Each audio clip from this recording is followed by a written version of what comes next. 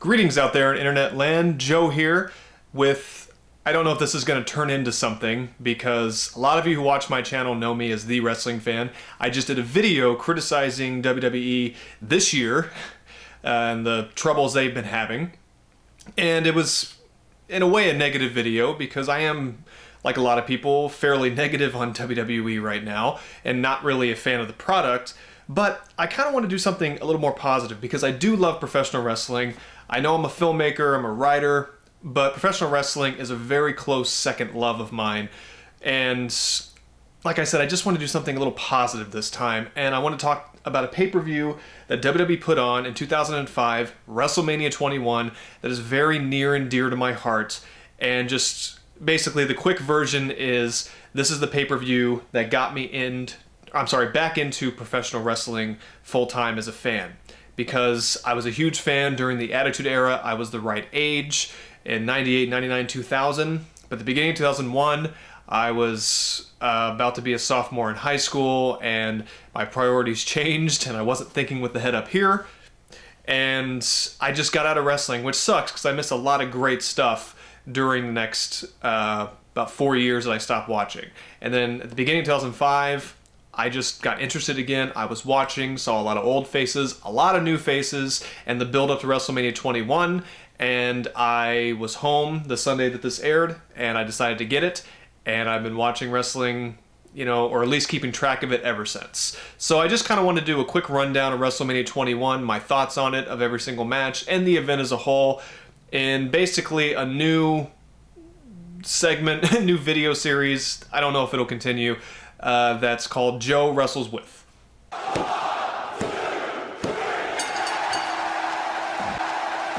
So like I said, WrestleMania took place in 2005. It was the 21st edition of, the granddaddy of them all, even though they don't call it that anymore because Vince makes it sound old and whatever. And it wasn't a huge crowd. It was like 21,000, a little over 20,000 in Los Angeles. It was during that time that they were revisiting the places that they went for the first three WrestleManias. New York for WrestleMania 20, Los Angeles, and for WrestleMania 2, they were in Los Angeles and New York and Chicago. WrestleMania 22 was in Chicago, and then WrestleMania 23, like WrestleMania 3, was in Detroit. I almost forgot all that. So it wasn't a huge crowd, but a very raucous crowd, and this was a great show for them and a great show for me. I love the build up to this for almost every single match, and well, let's just get into it. The first match on the show was Rey Mysterio versus Eddie Guerrero, Tag Team Champion versus Tag Team Champion in a singles match. Yeah.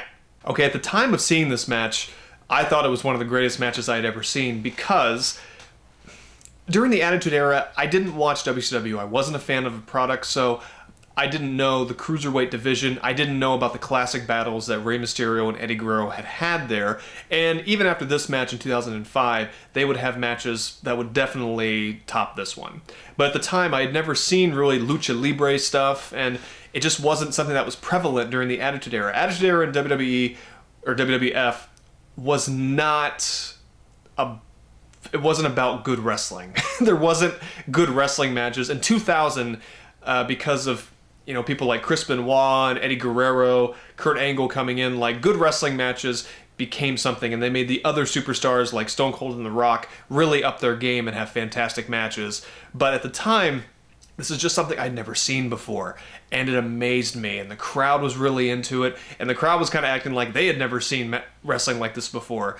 And I still love this match. I think this is a great match, one of the best opening matches in WrestleMania history. But yeah, they've had much better matches. Halloween Havoc 97. There was a match they had on SmackDown after this that was even better, especially when Eddie became Evil Eddie Guerrero and I'm your papi and stuff like that. And they had far better matches after this. But I feel like people forget this match, and which is a shame because both were good guys, both were tag team champions, and there was a cool dynamic there, and Eddie couldn't beat Rey, and their friendship was deteriorating because Eddie was just, he was pissed off because the year before he was WWE champion defending the title at WrestleMania 20, and this year he was tag team champion in the opening match. And in storyline, that was a big downgrade. But this match itself is basically, it's almost like a greatest hits. Now that I've seen, I think all of their matches from WCW and WWE, it really feels like a greatest hits of what they did in WCW. And there's nothing wrong with that. And it was a little appetizer to their feud that would kind of dominate SmackDown and WWE for the next few months. And I still love this match. I think it's not one of their best, but doesn't mean it's not really good. And I still think it's like, I'd give it, because the crowd was so into it and it really got the crowd pumped up, it was smart to put this on before the ladder match, because I think the crowd would not have been as into this, because the ladder match, which I believe is next, really stole the show. Well, until another match. But this match I still think is 3.5 out of 5 for me. Yes, next up is the Money in the Bank ladder match, the first ever Money in the Bank ladder match, and quite frankly, I still feel like it's the best one. Some people may argue that, some other Money in the Bank ladder matches, they had bigger spots and bigger moments, and that's completely true, but this one, from bell to bell, just had some of the most crisp action. Everyone really got their moments. It had a great ending, a surprise winner in a way, and it just flowed well. And for a ladder match with 6 people, that's hard to do. And now I think it's like 8 people, which I feel is probably a little too much. But in my opinion, this is still my favorite. I think it's still the best one. And this really stole the show. I guess later on, the Shawn Kurt Angle, which is the best match on the card, and I'll say that again later. I guess that kind of stole the show, but everyone was expecting that match to be great. And it lived up to expectations and went past them. And that's all I'll say about that, because I still got to talk about it later. But this match, this stole the show at WrestleMania 21 by far. And I still think it's fantastic, and it's a 5 out of 5 for me. Next up is Undertaker versus the Legend Killer, Randy Orton. And I still think this is the best iteration of Randy Orton as the Legend Killer, where the year before, at SummerSlam, he won the World Heavyweight title from Chris Benoit in the main event, a match that no longer exists. And it's a shame, because that was a great match. And his career, he was a babyface for a while. They tried. It really did not work. At least it didn't work, not through any fault of Randy Orton. It's through the fault of WWE. They didn't... he couldn't beat Triple H. He lost the world title quickly. So earlier in 2005, he RKO's his girlfriend, Stacy Keibler, and turns heel once again, which really, that's the best way for Randy Orton to be his heel. He just comes off as an arrogant asshole. I'm sure he probably is. And he decided to go after The Undertaker and The Undertaker's legendary WrestleMania streak. And as far as I know, this is really the first time the streak became a prize. Actually, I know it did, because they started mentioning the streak years before this, but it was never almost like a championship. And that's what this was for Randy Orton. And it was a really well-told story, and his Cowboy Bob Orton, went into the Hall of Fame this year, and 2005, so he became kind of a part of it in a way. And at least at the time, I thought, wow, Randy might actually win. He could beat The Undertaker. And I didn't know Undertaker had a streak at WrestleMania. I had no idea. So I thought, oh, cool. And I wondered if this would be like a passing of the torch. But for the match itself, it's barely 15 minutes, but it is a fantastic contest. Another match from the show that tends to be forgotten. And I think their feud tends to be forgotten too, because this was a great match. They had an even better match at SummerSlam of this year, and then a handicap casket match, and then a pretty okay Hell in a Cell match to close out this feud. But this feud dominated most of 2005. And for the most part, it's more positive than negative. And it all started with this match. And it was Randy Orton's first singles match at WrestleMania. It was a fresh matchup between Randy and Undertaker. And I don't know. I really thought there's a moment towards the end. I remember watching this match and just being so into it. I was really into everything on this show. I didn't mention this the first 2 times, but the opening match with Ray and Eddie, I was so wrapped up into it. The Money in the Bank ladder match, and I was pissed off when Edge won, because I just like, oh, he's just such a bad guy. And this match too, I was like, I wanted Undertaker to win because I've loved Undertaker since I was a kid, but Randy Orton hits an RKO out of a chokeslam, which was awesome. Kind of, I don't know if it was the first RKO out of nowhere, but it seems like it was, from my memory, like just out of nowhere, and he almost won, and it was so cool. And the surprise ending with Undertaker finally getting the tombstone, it was just a great match. Again, overlooked. I suggest watching it, especially it's neat to go back and watch Randy Orton in his young career. But this match, a 4 out of 5 for me. Okay, the only thing I really remember about the build-up to this match is that I liked it at the time, and I was really rooting for Christy Hemme for some reason. Maybe I had a little bit of a crush on her. And I remembered Trish, but she was doing such a good job at being such a bad guy. Like, I'll say it, such a bitch. That I was wrapped up in the storyline, but the match itself is nothing special. One of only a couple of duds on this entire show. Christy Hemme was just not a good wrestler, and Trish was, but just couldn't really carry her to something special, and they weren't really given that much time anyway, so how special could it get? So to me, it's a 1 out of 5. Okay, and here we are, Shawn Michaels versus Kurt Angle, without a doubt the match of the night, one of the greatest WrestleMania matches in history. I'll go ahead and say a 5 out of 5 for me by far. And every time I rewatch this match, it gets better and better. But when I saw this live, I had never seen a wrestling match like this. I had never seen a wrestling match.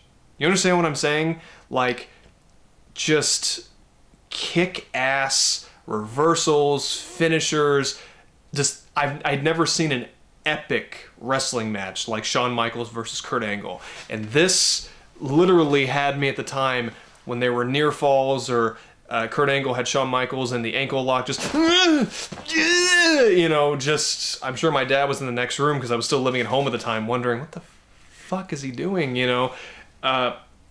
It's still one of my all-time favorite matches, and I credit the entire show for getting me back into pro wrestling, but this match showed me a style of wrestling I wasn't accustomed to. And it made me interested in looking for really great professional wrestling, not just in WWE and WWE's past, but, Ring of Honor, Pro Wrestling Guerrilla, stuff in Japan, ECW, WCW. No joke, this made me go, wow, this is what wrestling matches could be? Like, I want more. I was like a junkie. Like, I love this match, but I need more. And this made me completely fall in love with professional wrestling, not just WWE, but with professional wrestling. And it's still one of the greatest matches of both men's careers. They would have a sequel match that to me is almost just as good. It just wasn't at WrestleMania, but at Vengeance of this year. And then they had a 30-minute Iron Man match on Raw, I think in the fall, and that was really good. And then they had one more match on a Raw the following year, which was good, but nothing great to kind of end the feud. The feud never had a proper ending, in my opinion, but this match, like I said, one of the greatest ever in WrestleMania, match of the night.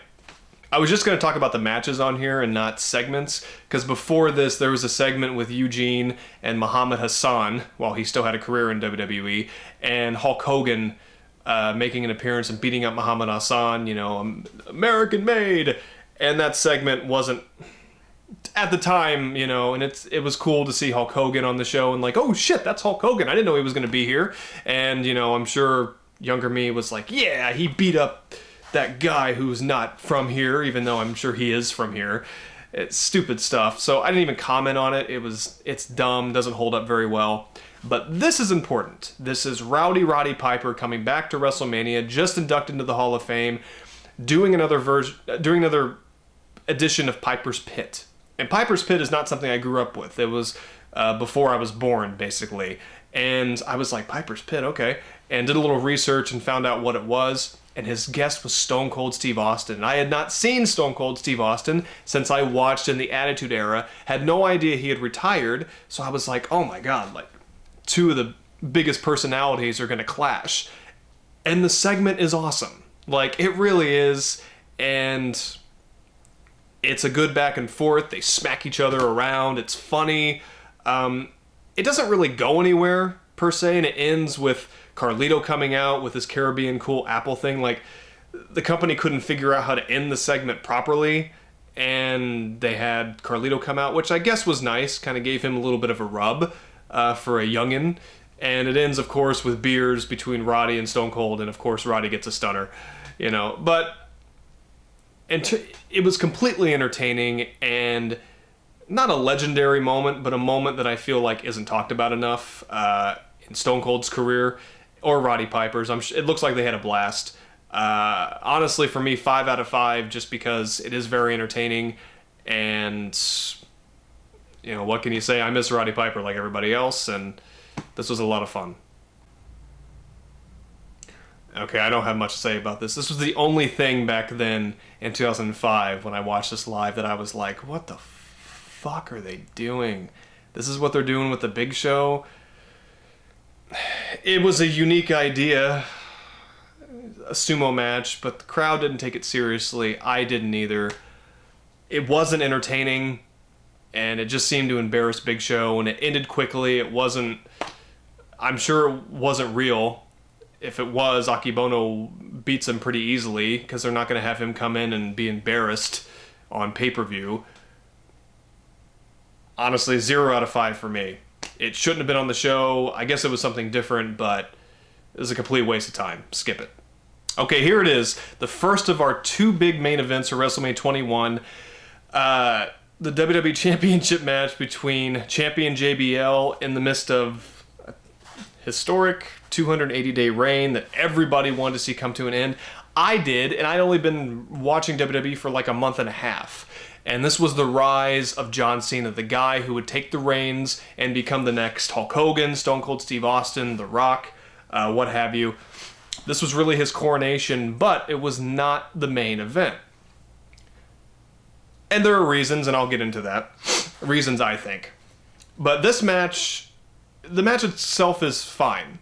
It's really nothing special, and it's not a great match by far. It's not a great coronation for John Cena in the slightest. It's like, I think, a little over 11 minutes long. I have a feeling that Shawn Michaels and Kurt Angle went much longer than they were supposed to do. Shawn has a reputation of doing that and screwing people over, which, it's not like if this was given more time, it was going to be a classic. There's no way. Cena was not technically sound at the time, and JBL is JBL. But the match is fine. Like, I give it 2.5 out of 5. It's passable.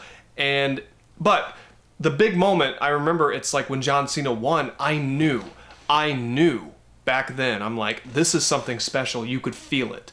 This is something special. This kid's got something special. And I like John Cena. I've never disliked John Cena at all. And his gimmick back then was a lot of fun. And people were on John Cena's side until about the summer of this year. or 2005, I mean. And the match itself isn't anything special, but it's still historic. It's John Cena's very first WWE title reign. You know, it was a start of something special, and I knew it back then, and him and JBL would have a much better match the next month at Judgment Day, an I Quit match that's brutal, bloody, and still holds up as a fantastic way to end their feud and a fantastic brawl in WWE history.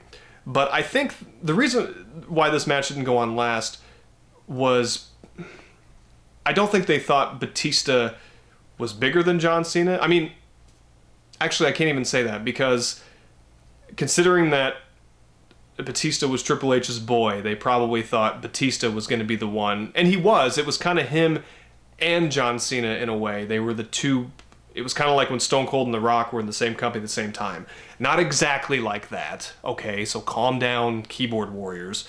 But similar. Like, they had these two huge stars in WWE, one on Raw, one on SmackDown. And, well, they flip-flopped eventually. But the build-up to this, the storyline between JBL and John Cena, I thought was very good and well told, and got me excited for the match. And the match itself didn't live up to the hype, but the ending was the ending I wanted, so I was happy, and the crowd was happy. And it was a great moment. But that's my opinion on why it didn't go on last, because I don't think they could foresee what John Cena was going to be yet. They wanted him to be a big star. He was a big star. But but I don't think they knew he was going to be like Hulk Hogan type big. I think they thought Batista was going to be that. And in a way,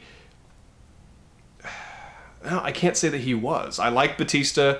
I got a lot of respect for the big guy. And I'm not trying to say anything bad about him, but John Cena did become the bigger star. Batista never became like Stone Cold or The Rock. He didn't. John Cena did. So it's just one of those weird things to rewatch this and to see that, that this match didn't go on last feels kind of weird now, but once I get talking about the next match, it'll make more sense. Okay, JBL and John Cena definitely wasn't a passing of the torch or anything. JBL doesn't have any freaking torch to pass. In a sense, this kind of was a passing of the torch, even though Triple H is still around. But the storyline for this was much bigger than JBL and John Cena. And frankly, this match should have went on last, because this had been building up for almost 2 years. Batista was kind of like the enforcer, like Arn Anderson was in the Four Horsemen back in the 80s. He was the big guy of the group, but he was never supposed to be anything more than that. He was never supposed to topple Triple H. And I think Randy Orton was the chosen one. I mean, he was in the group, but also by the company. Like, he's going to be the one to main event WrestleMania with Triple H. And frankly, WWE ruined that. I think it might have worked if they would have saved it for WrestleMania. Like, if the year before at SummerSlam, like, Chris Benoit beats... Randy Orton beats Chris Benoit for the title, like he did, and then Triple H beats him for it. Either, maybe not so quickly, but eventually, and Evolution and them, like, keep beating him down, and he's a sympathetic babyface, and he finally beats Triple H and gets his passing of the torch moment in the main event of WrestleMania. WWE just kind of, it didn't work. Randy Orton as a babyface didn't really work the way they thought it was going to. And Batista all of a sudden was just becoming this big star. He was getting, I remember watching, he was getting all these cheers and people loved him.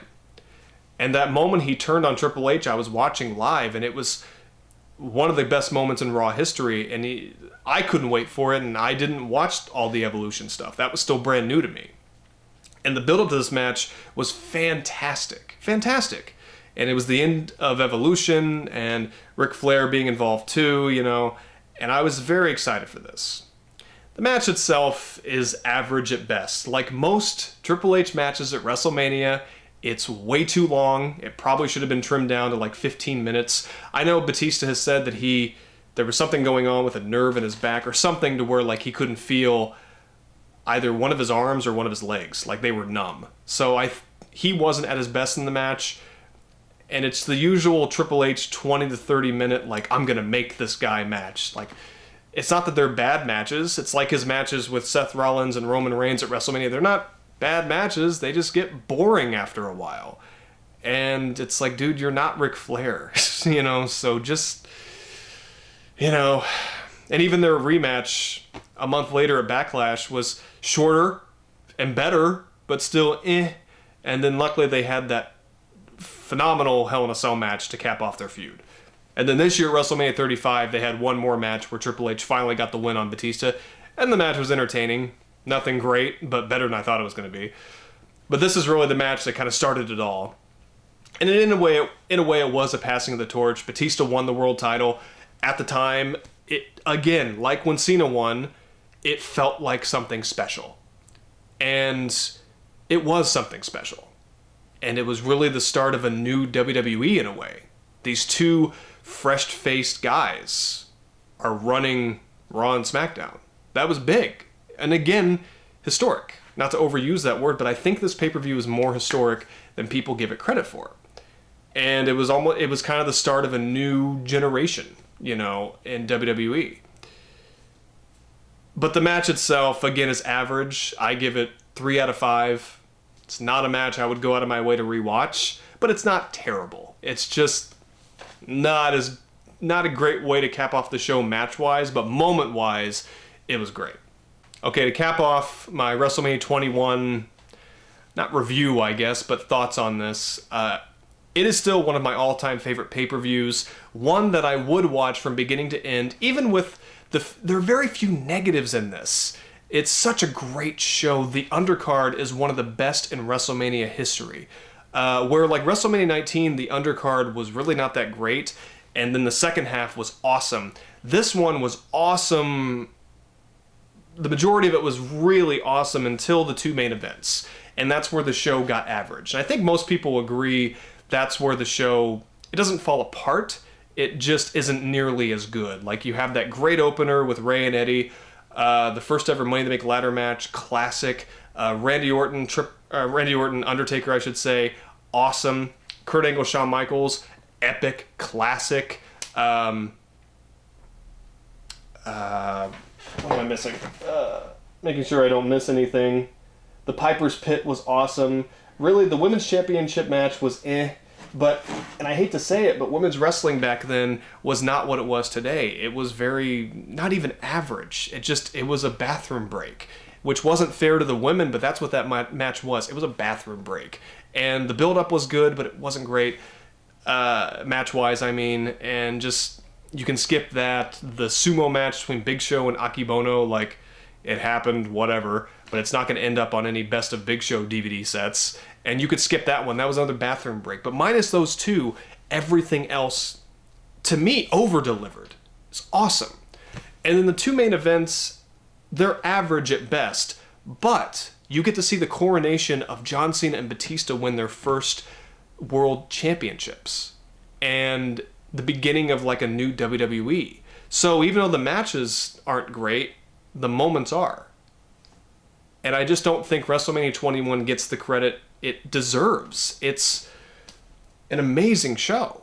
And for anyone who watched my old The Wrestling Fan videos, you know, my wrestling DVD Blu-ray collection was huge. And now with the WWE Network, which I've had since it came out, I don't need the DVDs of the pay-per-views anymore. So I'm trying to get rid of a lot of them. Like the DVD sets or the Blu-ray sets, those I want to keep. But the pay-per-views themselves from WWE, they're on the network. I don't need them anymore. But this one I'm keeping. And that's why I'm using it. Because it was the first WWE DVD that I ever bought. A month after I watched it, I bought it to rewatch it, and I did. I rewatched this so many times. And it was a great, like, gimmick. The WrestleMania 21 goes to Hollywood. The Hall of Fame class was a great Hall of Fame class, and not a bad one to rewatch, quite frankly. And I can't say that about many of them. The vignettes where they recreate a lot of Hollywood's biggest movies, those were entertaining. They were fun. And rewatching this, it reminds me of when WWE was fun. And I missed that. And this is a positive video, and I recommend you watch this. Watch it the whole way through and see what you think if you never have. There's so much good in this show from top to bottom. I just miss the days when WWE was fun. And it's not because I know so much about wrestling now. When I watched this in 2005, I wasn't a mark, which I hate that term, for wrestling. I didn't know everything, and I didn't research everything online. I'm different now. I know almost too much about the business, but I can still have fun with it when a lot of people can't, and all they do is bitch. And I don't want to do that. And that's why I wanted to watch this. I wanted to remember when a company I loved was fun. And I will always be indebted to WrestleMania 21 for making me love something that I loved all along, but I guess making me remember it. And I still love professional wrestling.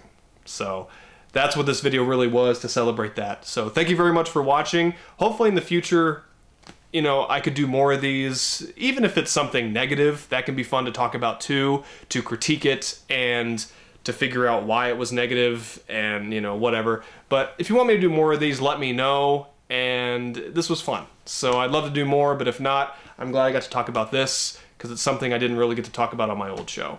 So I will see you in the next video, whatever that may be. Take care.